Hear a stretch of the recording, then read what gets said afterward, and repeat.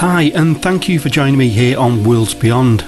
My name's Steve and I've been involved in the study of UFOs for near on 50 years, and I've created this channel to look back at both classic cases and some lesser known ones. I'm certainly going to avoid those kind of cases that have popped up on YouTube over the years with fake CGI footage. Remember when they used to say the camera never lies? Well, it does, and invariably there's an app for it. My personal journey began when I was about 6 years old and became fascinated in the subject after finding a magazine and my dad's in his toolbox showing pictures of discs in the sky and a scary pic that I later found out to be the Flat Woods Monster. The rest is history. So stick with me for these mini documentaries and soon to come live streams and delve into the mysteries of the worlds beyond.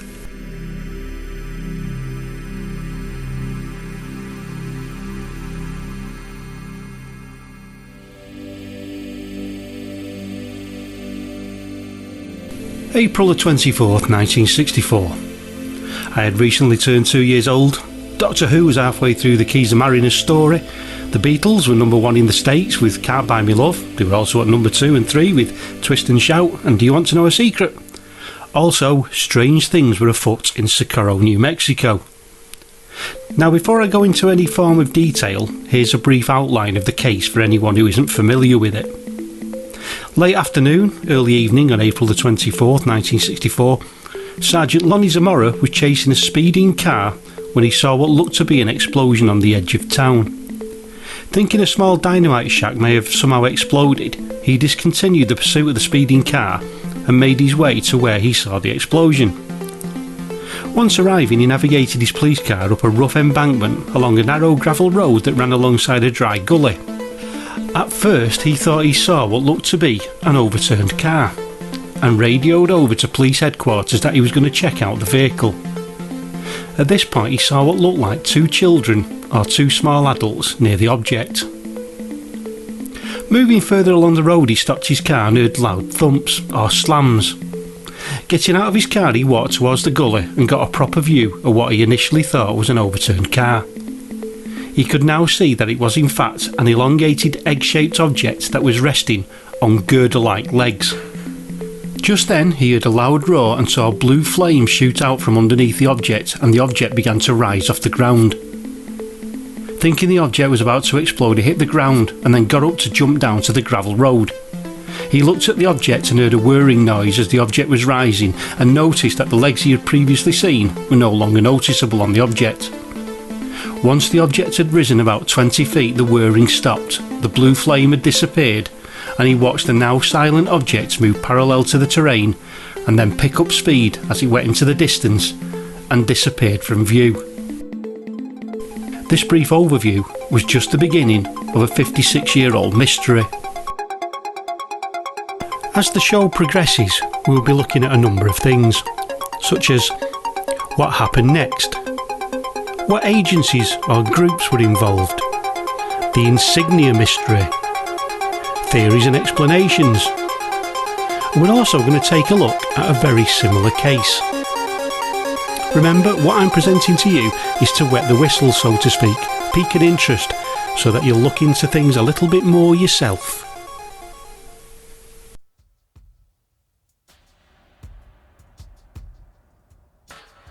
After the initial incident, Zamora recalled that as the object lifted up to then fly off into the distance, it narrowly missed the dynamite shack that initially thought to have exploded by only about 3 feet. On further investigation though, because of Zamora's actual position, it was more than likely that it was between 100 and 150 feet south of the shack, but that appeared closer due to Zamora's relative viewpoint. The object then picked up speed and headed off into the distance towards the 6 Mile Canyon mountain region. After the initial shock of all what's happened began to abate, he went straight to his patrol car and radioed back to police headquarters. The operator on the desk at that time was Nep Lopez. Lopez heard Zamora's breathless voice asking him to look out of the window to see if he could see anything. Unfortunately, Zamora forgot to tell Lopez to leave the radio room and actually look out of the south-facing window, so Lopez, instead, was looking out of the north-facing window and saw nothing. Lopez asked Zamora what it was he was looking for, and Zamora replied that it looked like a balloon, which was an accurate description of the ellipsoid-shaped object that was now disappearing into the distance. Yet even these events that frightened Officer Zamora so much, he was still able to draw an insignia that he saw on the object. We shall talk of this further on into the programme. Approximately only 1 minute and 50 seconds had elapsed from the moment that he first saw the flame that he believed to be the exploding shack to the object disappearing into the distance. As the object disappeared, Sergeant Sam Chavez arrived on the scene in his patrol car. Chavez was en route to Zamora after receiving a request to attend the scene via Nep Lopez from Zamora moments before he left the car to view the object. Zamora wanted another reliable witness, as he initially thought the object may be a secret research device, and Chavez was not only reliable but trustworthy and would also know which authorities to contact. Chavez later reported that Zamora, who had a dark complexion, looked as white as a sheet. He remarked to Zamora, "Lonnie, what's been going on? You look like you've seen the devil." Zamora replied, "Maybe I have." Chavez then began to examine the area and found a quadrangle of 4 imprints that were made by the object's landing gear. Also, there was smoke arising from an area of burning brush. On Tuesday the 28th of April, Socorro's bi-weekly newspaper, El Defensor Chieftain, carried a detailed account of Zamora's experience along with an accurate account of the imprints made by the landing gear. The article said, "They did not appear to have been made by an object striking the earth, but by an object of considerable weight, settling to earth at slow speed, and not moving after touching the ground." Zamora's radio transmissions to Chavez had been heard by State Police Senior Patrolman Ted V. Jordan. Jordan, accompanied by Socorro Under Sheriff James Lucky, arrived at the scene just minutes after Chavez.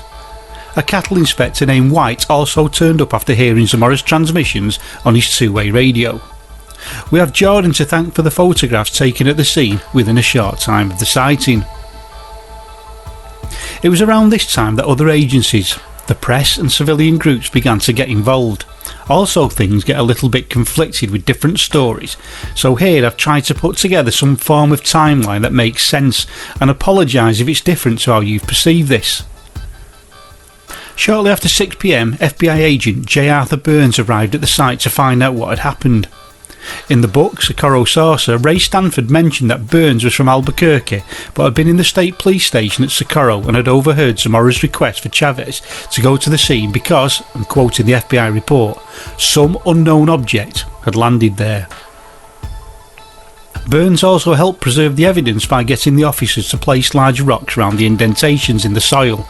In some books and magazines you will see pictures which will show these rocks around the indentations. Arriving back at the police station at around 7:05 PM, Burns left a message at White Sands Missile Base for Richard Holder, notifying him of a landed UFO in the Socorro area. Holder attempted to call him back, but the police station line was busy, so Holder, knowing he would have to go to the Socorro police station anyway, immediately drove there. Once meeting with Burns, he was introduced to Officer Zamora.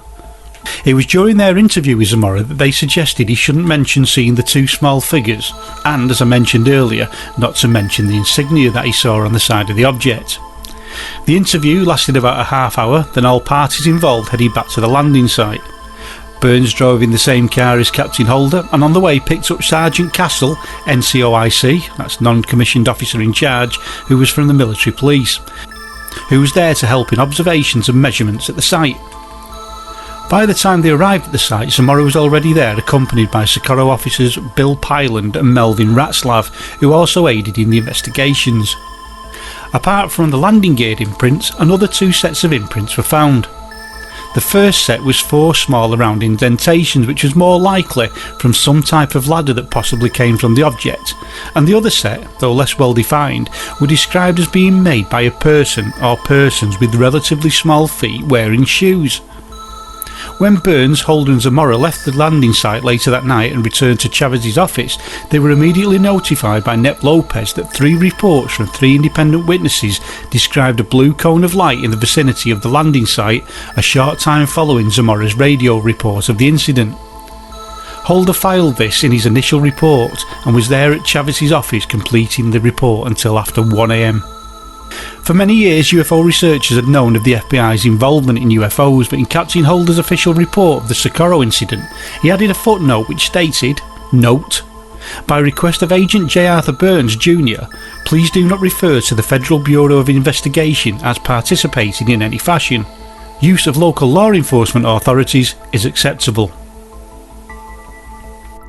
On the morning of Saturday the 25th of April 1964, the news media were informed of the sighting, and within days reporters from the Associated Press and United Press International flocked to the town. The big players in ufology would also be on the scene. Jim and Coral Lorenzen from APRO, that's Aerial Phenomenon Research Organisation, arrived in the early hours of Sunday morning and were on site later that morning. Then, on Tuesday, J. Allen Hynek, astronomer and scientific advisor to the United States Air Force's Project Blue Book, who was still at that time quite a skeptic, arrived in Socorro, followed by Ray Stanford from NICAP, National Investigations Committee on Aerial Phenomena. The sleepy town of Socorro was now buzzing with activity. Hynek soon realised that he was going to have to deal with a conflict of interests, those being the way the Air Force wanted the investigation to go and actually getting to the bottom of the truth.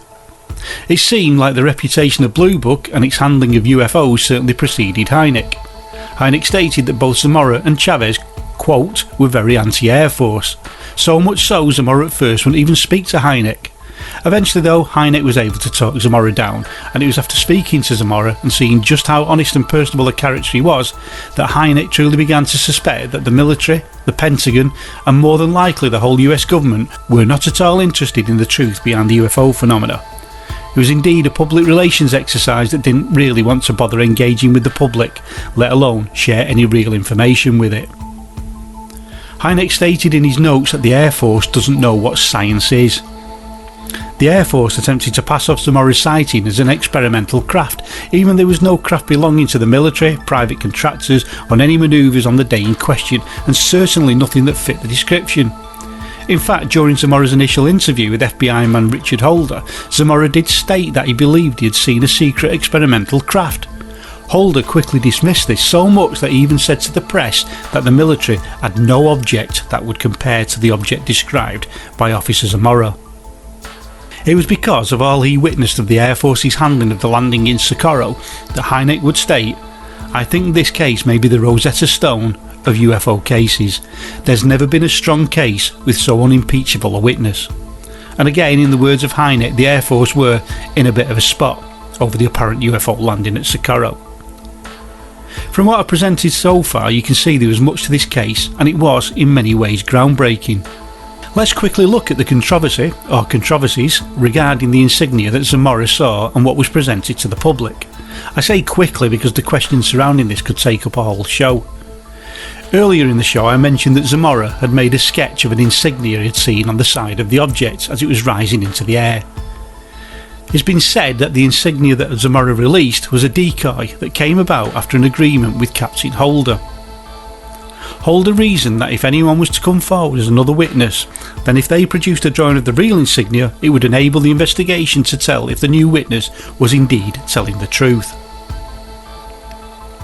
The insignia that was given out has been seen over the years is this one. Whilst this one is the symbol originally described by Zamora to his co-workers and to Captain Holder.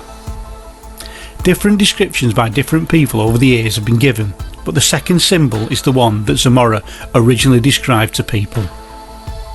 Ever the patriot and honest man that he was, Lonnie Zamora kept his promise to Captain Holder up until he died in 2009. One final point on this, rumours about the insignia must have been doing the rounds with the media, as on the following day of the sighting, Saturday the 25th of April, Lonnie Zamora was interviewed in Socorro's KSRC radio station by Walter Schroed. And did it have any kind of markings on it of any kind that you noticed? Yes, it did. Not from that far I didn't see the markings. When I went up closer to it, I did see the markings. And someone said that the markings that you saw was an upside down V with 3 lines running through it. No, sir, I couldn't tell you that because they still don't want you to say nothing about the markings. No, they don't want you to say anything about the markings. All right, we won't question you on that. And if we run into an area that they don't want you to talk about, well, you just say so. It was also during this interview that Zamora, whilst actually stopping short of saying that it was something from outer space, made it absolutely clear that it was something he had not seen before. The 1964 Socorro case is one of my all-time favourite cases, but what exactly happened is still a mystery, and has had so many theories put forward over the years, so let's just have a look at a few. 1. Was it indeed an experimental craft, perhaps a lunar lander prototype that Zamora had seen? Richard Holder dismissed this as there was nothing that he believed was at the time available that would fit the description.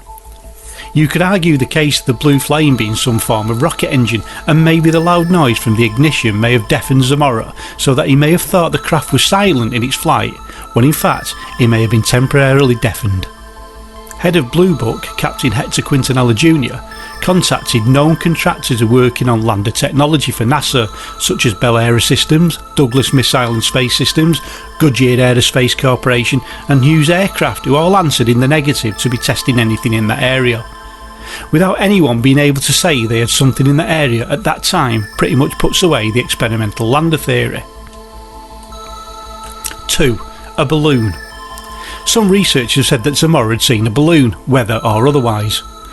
Would that explain the loud roars and flames for a weather balloon? Not really. For a hot air balloon, possibly to some extent. You see flame from the heater and it makes one hell of a noise. But Zamora would have seen the basket type thing underneath. Zamora recalled that the wind had been blowing that day, so there should have been some residual marks showing something had been dragged along the floor. Also, when a balloon lifts off, it doesn't hover in one spot, especially if it was windy. The object was then seen heading in the west-southwest direction, which according to the weather reports for the day would mean the object was flying into the wind, and therefore not really the flight method of a balloon. Number 3. A hoax. As ever, in UFO sightings, even rarely well documented ones with excellent witnesses, the accusations of a hoax always raise their head. Astrophysicist, theoretical astronomer, alleged member of Majestic 12 and well-known UFO debunker Donald Menzel claimed that several high school students had set up this complex prank to trick Lonnie Zamora. When Hynek broached this with the locals in Soccoro at the time, they thought the idea was absurd. You could guarantee that well-known UFO skeptic Philip Klass would leap out and declare hoax to anything at the drop of a hat. In this case, he tried it twice. Firstly, he wheeled out his favourite chestnut and stated that all Zamora had seen was in fact ball lightning. When it was scientifically proven that this in no way could have been an observation of ball lightning, he did what most debunkers do when the evidence is not in their favour. He mounted an attack on Zamora himself. Klass declared that Zamora was working hand in hand with the mayor of Socorro, Holm Burnsom Jr., and they had concocted this story in an attempt to put Socorro on the map. Klass claimed that the mayor actually owned the land where the incident took place and that it was to be a tourist attraction built there because of the UFO sighting. Both Zamora and Burnsom said Klass's claims were ridiculous. Well, Klass certainly was wrong. The tourist attraction never materialised, and the land where the incident took place, that didn't belong to the mayor either. More recently, a similar unsubstantiated claim has arisen that students from New Mexico Tech had pulled this prank. They apparently did this by having a large reflective helium balloon with a red insignia drawn on it, with added landing struts lay on the floor to look like it had landed. It would then be released on cue into the air. They would then throw flares and model rocket motors for the flames and roaring noises, and small students in white lab coats as aliens, and the area was also pre-dug for the landing indentations. Zamora was apparently lured there with the speeding car, and they knew he would break off chasing the car to investigate. Now, I don't know if you're aware of a British comedy show called The Goodies. They did a show where they had Graham Garden posing as Arthur C. Clarke, rationalising strange phenomena. The explanation of the Loch Ness Monster went a little like this. An extinct plesiosaur? I think not. What people are actually seeing is a common or garden rhinoceros floating upside down in the water, holding a French loaf in its mouth, balancing a tortoise on top. The Goodies' explanation for the Loch Ness Monster is comparably better than the explanation of the New Mexico Tech hoax.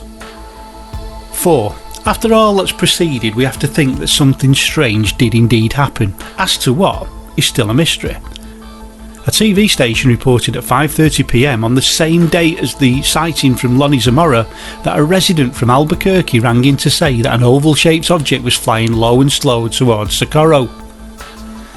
As news about the sighting spread, some more witnesses came out to say they had seen things. Opal Grinder, who managed a petrol station on Socorro's main north-south highway, said that he hadn't seen anything, but he did know of two men who had seen something. Grinder said the car pulled in just after the loud boom. One of the men commented on how low the aircraft fly around here. Grinder replied to say that helicopters around there often flew quite low, to which the man replied, "It was a funny looking helicopter, if that's what it was." Subsequent investigations revealed that the two men were Larry Kratzner and his friend Paul Keyes, who were passing through on their way back to Iowa. The two men were interviewed by UFO researcher Ralph DeGraw in 1978, and taking into account that the sighting was 14 years previous, there were some discrepancies against Zamora's account and at the time each other's account, but there were some corroborative statements too. In the interview, Kratzner stated, "I saw a cloud of black smoke coming from the ground ahead of them and to the right. I could see a round saucer or egg-shaped object ascending vertically from the black smoke." He also claimed that he could see several windows on the side of the object and what to him looked like a red Z-shaped marking. There have also been some arguments over the semantics of the figures that Zamora said he saw. In some reports he said figures, others just white coveralls, others small adults or children. This is another part of the case which becomes long and drawn out, and it's also a researcher's nightmare. If it's niggling you or of interest, then please feel free to read through the official reports, interviews, books and associated documentation and reach your own conclusions. Eventually, the Air Force prepared 2 reports on the events regarding the landed object on April the 24th, 1964. The first, which was for the general public, shown errors throughout the investigation. If these errors were done on purpose, we'll never know. Because of these errors, inadequate documentation of witnesses and photographs, and the fact that some witnesses who came forward were never spoken to, the Air Force drew no conclusion from the report and it was left open. The second report, that was prepared by Quintanilla, wasn't seen by the public until many years later, and the tone of this report was definitely at odds with that of the original official report. In it, he stated there was no doubt that Zamora witnessed something that evening, and there was no question regarding the reliability of him as a witness. Interestingly enough, around noon on the 28th of April, about 76 miles from Socorro in Albuquerque, and only 4 days after the Zamora sighting, Sharon Stull, who at the time was 10 years old, and 8-year-old Robin Stull, saw what looked to be an egg-shaped object that was hovering close to their school, Lowell Elementary. Robin ran away, but Sharon remained watching the object bounce up and down in the sky before leaving. Sharon then received treatment for infrared burns on her face. The physician who treated her believed her story and furthermore believed the burns were caused by the UFO. On the very same day that Zamora sighted his object, but slightly earlier at 10 AM in Newark Valley, New York, farmer Gary Wilcox was out in his tractor tending to his crops when he noticed an egg-shaped object hovering slightly off the ground at the edge of his field. He drove over to it, got off his tractor and inspected it, even tapped on it and kicked it. It seemed to be smooth and polished, it was silent and gave off no heat of any sort. Then the story gets weird. From beneath the craft, 2 4-foot-tall men dressed in silver metallic suits appeared. They had a square tray with them with soiled leaves and roots on it. Both parties looked at each other for a few seconds when one of the humanoids said, "Don't be alarmed, we've spoken to people before." And from that point everything seemed to be a little muzzy to Wilcox. He couldn't say if he was being spoken to in English or if he was actually being spoken to at all. The beings questioned him on fertilisers and about farming in general. Wilcox asked if he could go in their craft, but they declined and said they would have to leave. Wilcox offered to get them a bag of fertiliser, but they said they couldn't wait. They entered the craft and it rose into the air making a noise like an idling car engine, and then it zoomed off into the distance, disappearing seconds later. Later on in the afternoon, Wilcox put the fertiliser next to the tree near the spot he had seen the craft. When he looked the next morning, the fertiliser had gone. Finally, I would like to add just one last case, and I feel this is very importantly connected to the Socorro landing. Close to Nice in the southwest of France lies the small village of Valençol. Recently, lavender plants had been stolen from a lavender farm, and at 5:45 AM Maurice Massey had been out checking his fields and was next to his tractor on his lavender field having a cigarette when he heard a whooshing sound and looked round to see a rugby ball shaped object about the size of a car stood on 4 legs by a nearby mound. He then noticed what he thought to be 2 children inspecting a lavender plant. Thinking these may be the culprits who'd been stealing his plants, he tried to sneak up on them. As he got closer, he realised they were not children but in fact strange beings. At about 15 feet from the object, one of the beings turned and pointed something at him that resembled a pencil. On doing this, Massey was frozen to the spot, unable to move. He could now see what the beings looked like. They were about 4 feet tall, wearing tight-fitting grey-green clothes, but there was nothing covering their heads, so he could see that their heads were pumpkin-shaped with large slanted eyes. For a mouth there was only a slit, and they had pointy chins and, strangely, normal-looking hands. Massey has already first to say what transpired between himself and the beings. After a while, the beings entered the object, the legs retracted, and it raised up into the air and flew silently off into the distance. It took a further 20 minutes for the paralysis to wear off, at which point he headed back to the town of Valençol. The owner of Le Café des Sports saw the appearance of Massey and was worried and asked if Massey was okay. Massey told him a little of what happened, and at that, the police were then informed. Why do I feel that this case is importantly connected to the Zamora Soccoro case? Well, for one, it's very similar, but secondly, in 1965, French UFO researcher Aimé Michel interviewed Maurice Massey and shown him a drawing of the object the Zamora had seen a year previously. Massey then remarked, "Someone else has seen my UFO." See you next time on Worlds Beyond.